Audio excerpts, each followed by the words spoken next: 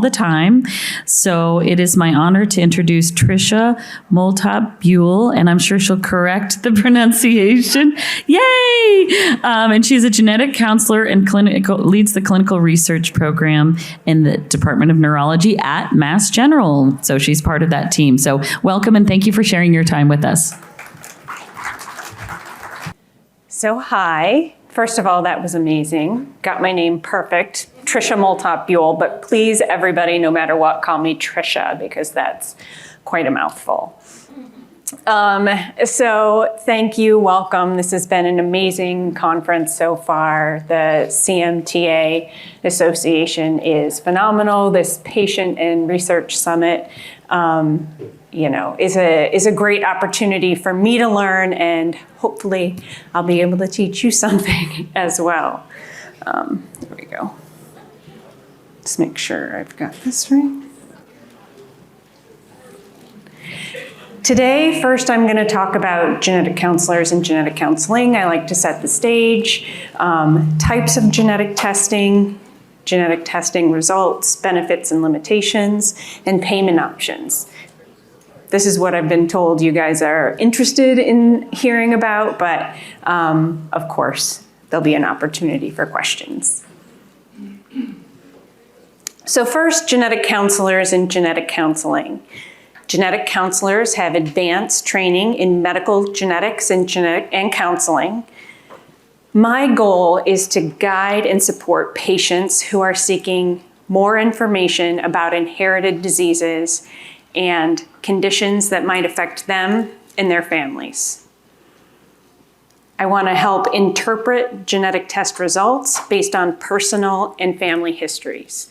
We're part of a healthcare team here in terms of patients, neurologists, physical therapists, occupational therapists, the whole team. During a genetic counseling appointment, meeting with a genetic counselor, again, we review medical history and health concerns, family history, and we talk about test options. One of the big first questions that I always ask patients is, will having the information help you? Why? What will you do once you get the results? I want to make sure that having this test is going to get you what you need. I want to be able to set the correct expectations about what the test can tell us and what the possible results might be. What are the risks, benefits, and limitations of genetic testing? The little pieces in blue, as you heard from Dr. Reza, sometimes individuals come into a CMT Center of Excellence, CMT clinic. They've seen a neurologist, and genetic testing has already been ordered. So genetic counselors that can be part of a second clinical visit in order to help provide results, talk through them, and offer ongoing support related to what it means and how to move forward.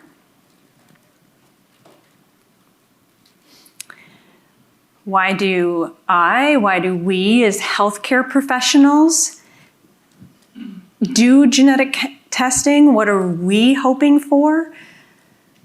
We want to provide a name. We want an explanation for these symptoms, a specific one.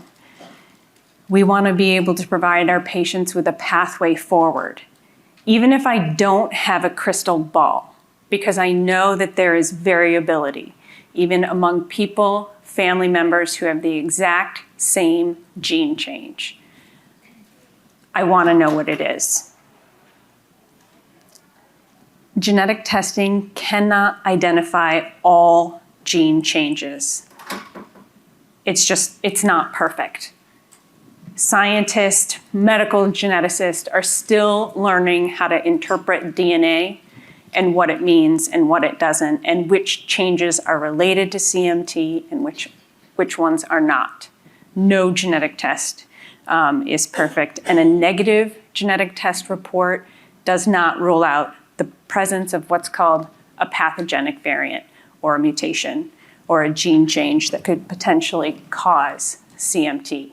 the test might not have found it because the technology isn't there.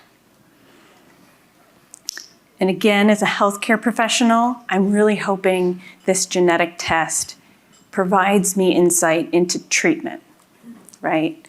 It might say, okay, maybe not me, I'm not a physician, but me as part of the healthcare team is gonna say, you should have screening of these other systems. You should, actually, I'm gonna get there. To potentially identify treatments, it's potentially because there are, in certain cases, limited targeted treatments. Okay, so what types of genetic testing are available? I apologize that the picture is blurry. That's me and my inability to use PowerPoint very well. But there are multiple types of testing: single gene, gene panel, whole exome sequencing, whole genome sequencing. Again, I think Dr. Reza pointed to this a little bit, but if we're talking about single gene sequencing, we're talking about one gene looking for changes, pathogenic variants, mutations in that one gene. Whereas most often, individuals with CMT, we're probably offering individuals a gene panel, right? So that's looking at a targeted gene panel where it actually says the car was red, the boat was blue, the train was black. So we're looking at all different kinds of transportation, all different genes, that the transportation being CMT, and if there is any change in a gene that's associated in that form of transportation, in that sentence that refers to transportation, that is associated with CMT. Looking for the error in the specific group of sentences in this big book. Whole exome sequencing. We're gonna look for errors in the most important chapters of the book. Okay, not just sentence, the most important chapters. And whole genome sequencing, looking for errors in every single word of the book. Now, you can imagine that looking for errors in the most important chapters of a book is like the Cliff's Notes version. Well, it turns out that the 20,000 genes that we have are kind of like the Cliff's Notes version of all of our genetic material. And the whole genome is the entire, here it says book, you might think of it as an encyclopedia of all of our genetic material. And there are, each test provides a lot of information, but each test also has limitations. So we always make the choice of which genetic test is done and which genetic test is done first based on individual patients. So I always like to say, please, whenever possible, see a neurologist, a neuromuscular specialist, or a genetic counselor when choosing which test to order, because they will help make the best test recommendation. We can also provide good information to genetic testing laboratories in order for that laboratory to use to interpret the genetic data. Okay, and hopefully I'll get there and if you guys have questions about that. All right, genetic test results. Dr. Reza, somebody's like, okay, I see these symptoms, I see this family history, I'm gonna order this genetic test. And this individual has CMT. We know that there are over 100 genes associated with different types of CMT. I wanna provide them at least information about what they can expect, information about what their family members' risk might be. Okay, people can get a positive result. Yay, we can learn that this gene change is clearly pathogenic, clearly a pathogenic variant, a mutation that caused the symptoms. It explains the symptoms. We can get a result that's negative, even with whole exome sequencing. Looking at all 20,000 genes, the cliff notes of every single letter of our DNA. We can get a negative result. And you can also get a result that's uncertain, also called a variant of uncertain significance, or VUS. And this can be because the laboratory found mixed prediction for whether or not that particular gene change can cause symptoms of CMT, or that particular gene is associated with CMT, because darn it, they're learning stuff all the time. I might know that there are 100 genes associated with CMT, but tomorrow I might know 101.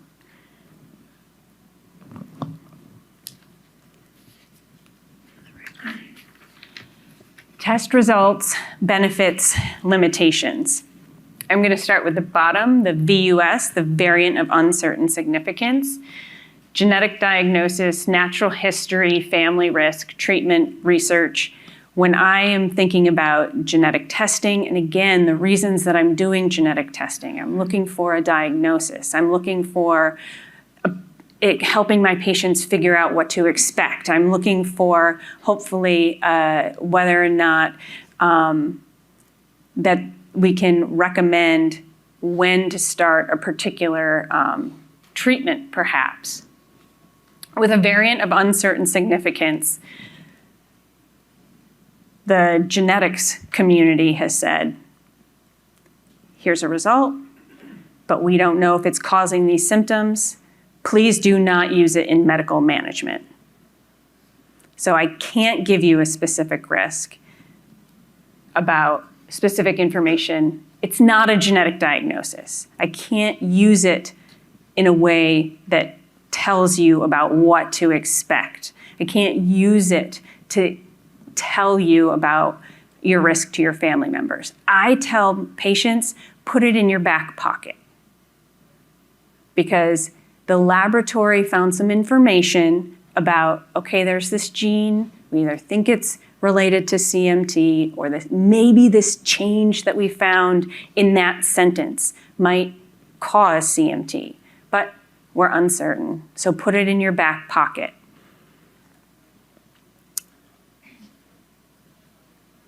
The negative genetic test results doesn't provide us with a specific genetic diagnosis, neither a variant of uncertain significance or a negative genetic test takes away a clinical diagnosis of CMT. That's very important also to know. The negative genetic test doesn't give me a lot of information about natural history, what you can expect related to the course of your symptoms very specifically. In general, it can. It can't give me information about familial risk, but again, having a negative genetic test might say, okay, I'm going to recommend that you go see this specialist. I am going to recommend that you have this additional test. I am going to recommend that you potentially qualify for an immunotherapy trial. So there is some benefit in terms of getting a negative genetic test result. It rules out a lot of things that can be the cause for CMT. The positive genetic test result, we have a very specific name for those symptoms. We have a pathway. It doesn't provide us that crystal ball, though. As people have already talked about at the conference today, there is a lot of variability, even within the same family related to how severe or the exact level of symptoms that an individual can experience. However, I will be able to tell you that between this is why you might expect mild symptoms and your mother or your brother had more mild symptoms, because this is what has been seen as associated with this particular genetic form of CMT. It allows me to provide specific information about recurrence risk or risk to family members. In terms of treatment, again, I can potentially avoid expensive or invasive procedures. You've had as Dr. Reza mentioned, if genetic testing happens kind of early in a diagnostic odyssey, maybe I'll avoid a muscle biopsy. Maybe I'll avoid starting immunotherapy, right? There are many different points in somebody's diagnosis with CMT. The path to figure out genetic testing is usually in there, but whether it comes, where it comes in the, which stage it comes in, can potentially determine which procedures can be avoided, like I said, in terms of muscle biopsy, starting immunotherapy. If you have a positive genetic test result and family members, and there are other systems that need to be monitored, you can monitor those systems, whether it's looking for sleep apnea, right? Okay, this is something, it's a low chance. Individuals with some CMT some individuals can have sleep apnea, but if it's been reported in terms of certain types of CMT, let's make sure that, we're on the lookout for that. And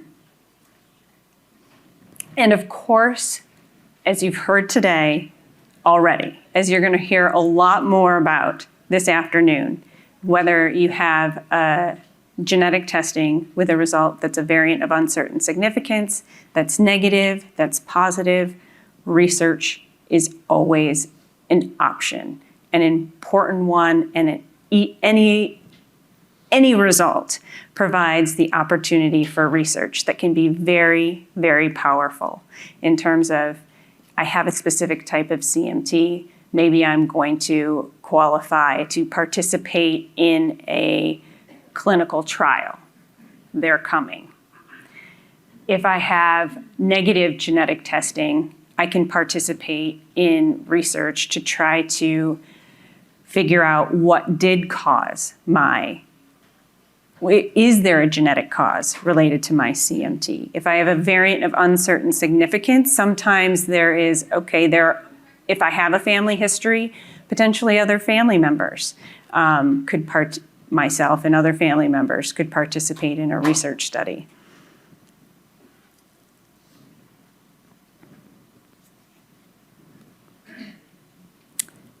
I like to talk about logistics because most patients who have genetic testing say, okay, how am I going to pay for this? Well, medical insurance. More and more medical insurance companies are paying for genetic testing. If you see a neurologist, a neuromuscular specialist, if you see a genetic counselor, again, there's that information that the laboratory needs to correctly, to the best of their ability, interpret that genetic information. So the insurance company says, hey, this is necessary. You've had other tests, other procedures, you have this family history. I can have the lab says they have the information that they need to do a good interpretation. So the insurance company sees that and is like, okay, we'll pay for that. We know that it makes a difference in this patient's care. Also, if patients want to skip all of that, they can pay for it themselves. Now, I mentioned getting one gene tested, getting a panel of genes tested, getting the whole exome tested, getting the whole genome tested. Well, each one of those is going to cost a different amount of money. However, over the course of the years, the cost of genetic testing has come way down. Now, way down is very individualized. A whole exome sequence can cost $1,250 out of pocket. Now, is that a lot of money? Is that not much money? That's a very individual decision, which is why I like to make my genetic counseling patient-focused. But doing a panel of testing, that can cost $250. And many genetic forms of CMT, 100 genes, are on those panels. So again, lots of genes are covered in a panel. Sometimes in laboratories and other places, there's what I call sponsored research. So either the laboratories or pharmaceutical companies, other groups are saying, I want to find out more about CMT so that I can figure out if there are new genes, figure out I have potentially a therapy. I'm going to offer this group of people who meet these criteria genetic testing that I'm going to pay for. The sponsor, the pharmaceutical company might pay for it. And then, of course, even as Dr. Reza said, there is research. People can participate in research and eventually, it takes much longer, but get a genetic test result. One thing that I didn't mention is with those different genetic testing options, single gene, panel, whole genome, whole exome, the analysis takes a different amount of time, right? So depending on how long individuals want to wait for their test results, in terms of, again, their decision-making, what they're trying to do with that information, that might influence the healthcare professional's choice about which test is the best one.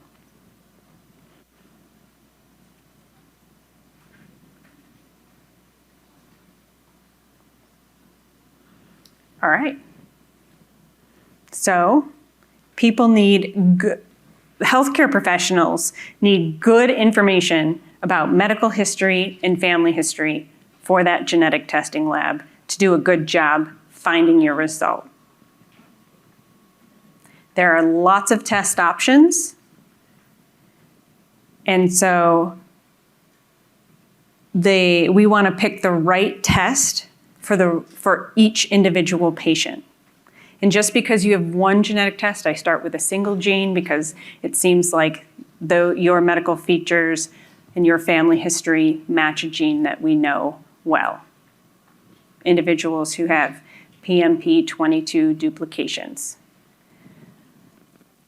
Then we might order another genetic test. So they're not necessarily one and done. However, because we're learning so much over the course of time, as long as whole exome sequencing is going to pick up PMP22 duplications, and other specific forms, specific variants, we might proceed with whole exome sequencing.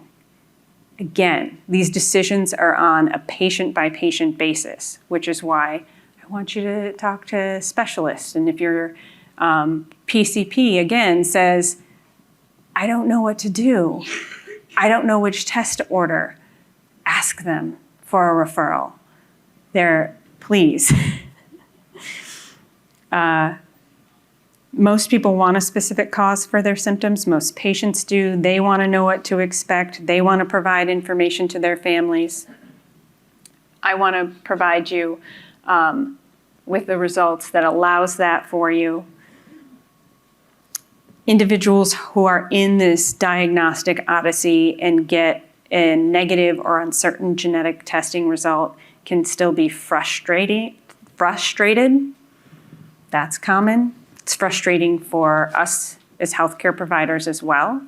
But again, with the CMTA Foundation and, scientists, medical researchers, they're making progress all of the time. And that continues to give us, it continues to give us hope. And we're learning all of the time. The bottom line is that a genetic counselor's job is to have a discussion with each individual patient about the likelihood of a positive result, the benefits and limitations of the genetic testing, including reinforcing the possibility that there could be no genetic diagnosis, but it doesn't take away that an individual has CMT. Genetic testing might not identify a targeted treatment. Genetic counseling is about expectation setting and personal decision making for the patient. Is this test right for you? And as a healthcare team, that's what we're here to do. We're here to help. We're here to provide those resources, to take your questions and hopefully answer them in a way that's meaningful. And that's what I'm here to do now. Hopefully take your questions and see if I can answer them. And yeah. Thank you. Yeah. So I know there's probably going to be a lot of questions, but we have gotten a little behind schedule. So what we're going to do is we're going to do one or two quick questions in here, maybe from Zoom, and then we're going to move on. But if you don't have time to talk to Tricia during lunch or breaks, please, again, always email your questions to us, and we will do our best to get them answered. So I saw a hand here. I was curious what you advise or what points you consider when talking about family testing. So I've been diagnosed through genetic testing, but I'm wondering about my kids or my parents testing. What do you advise about that, or what are considerations for that? I love that question. Thank you. Depending on your particular genetic test result, the answer would be different for every person, but your genetic test, your type of genetic testing, depending on whether symptoms can start in childhood or adulthood, I would say either